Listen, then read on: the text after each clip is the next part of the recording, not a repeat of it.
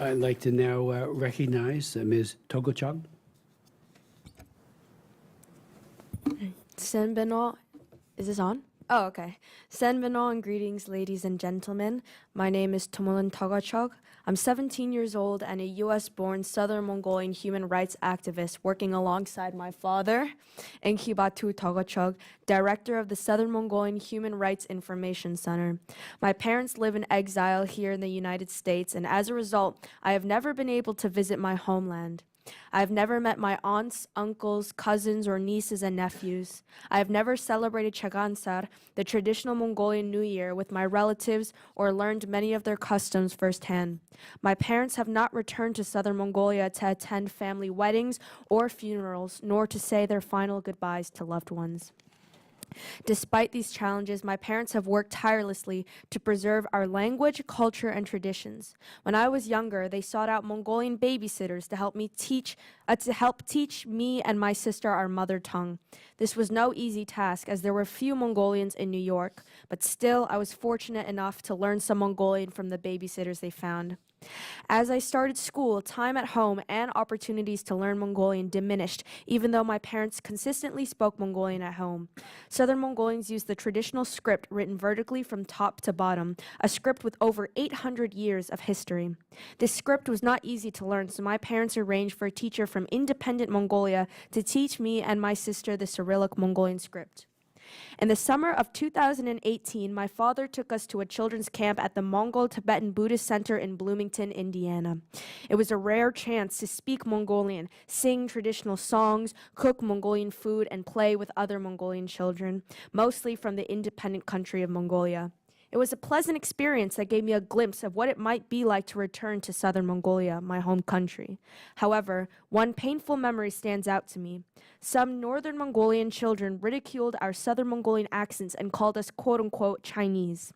Well, despite these struggles, I feel privileged to have grown up in the United States, a free and democratic country where I can learn my language, practice my traditions, and express my opinions without fear.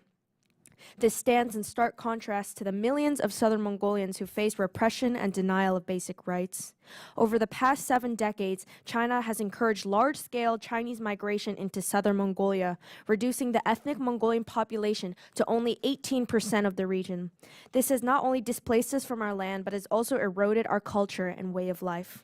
In the early 2000s, China introduced policies to forcibly resettle Mongolian herders, effectively ending nomadic pastoralism under the pretext of quote-unquote grassland protection. By 2015, all nomads within China's borders had been relocated, marking the end of this centuries-old way of life. Advocates for Mongolian rights face severe consequences. Prominent activist Hada was detained in 1995 and sentenced to 15 years in prison.